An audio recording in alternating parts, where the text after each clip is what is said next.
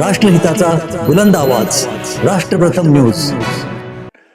हे हायकोर्ट, त्याच्यानंतर पुन्हा सरकार, पुन्हा आणि मागच्या अधिवेशनामध्ये माननीय महसूल मंत्र्यांनी याच्या बाबतीमध्ये शब्द दिला होता आणि त्याप्रमाणे अगोदर जे आहे ते जाहीर करून आता हे बिल या ठिकाणी आणलेलं आहे।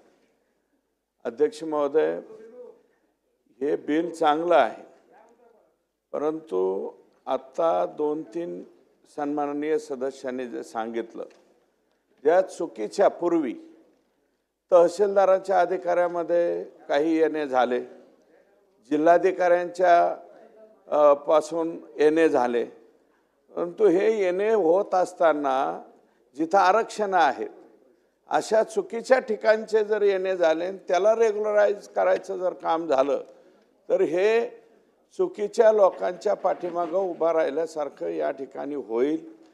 आणि अध्यक्ष महोदय, माननीय महसूल मंत्री यांनी प्राधिकरणाच्या किंवा तिथल्या संबंधित सर्व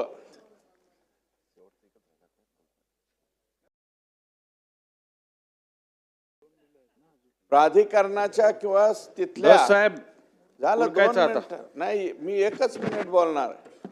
नगर पंचायत उभाच आता राहिलोय अध्यक्ष महोदय। कुणावर साहेबांचा 1 मिनिट की माझा 1 मिनिट? नाही, तुमच्यापासून 1 मिनिट। ठीक आहे, चला तर 1 किंवा 2 होईल, जास्तीत जास्त मला जास्तीचं बोलायचं नाही। परंतु नगर पंचायत, नगरपालिका, नगर परिषदा जिथे आहेत, अध्यक्ष महोदय, याचा आपण अधिसूचना काढल्याच्या नंतर बऱ्याच लोकांनी काय केलं, 5-5 गुंठ्याची, आणि याच्यात एजंट लोकांचा सुळसुळाट आहे, एका ठिकाणी नाही सगळीकडेच आहे। त्या एजंट लोकांनी 5-5 गुंठ्याच्या रेग्युलराइज करायसाठी SDM पर्यंत प्रस्ताव नेले। कोणत्या जागेचे? जिथं खेळाचं मैदान रिझर्वेशन आहे DP प्लॅनमध्ये, जिथं शाळेचं ग्राउंड आहे, अशा जिथं रिझर्वेशन केलेले त्या रिझर्वेशनच्या जागेचे सुद्धा प्लॉट पाडायसाठी आणि गुंठेवारी करण्यासाठी या लोकांनी अर्ज घेऊन गेले।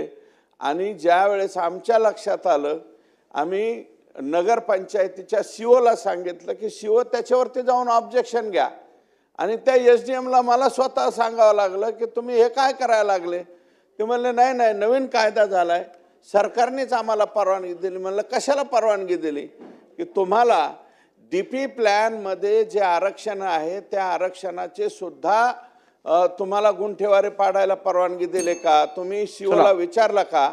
तर माझं मत असं आहे की याच्यामध्ये 37(1) याच्या बाबतीत इथं चर्चा झालेली आहे, परंतु याची जे आता शासन निर्णय निघेल त्या शासन निर्णयामध्ये किमान नगरपंचायतीच्या, नगरपालिकेच्या COची NOC घेतल्याशिवाय शहराच्या बाबतीत तरी अशा गुंठेवारीला परवानगी देऊ नये, अशा प्रकारची विनंती। चला मंत्री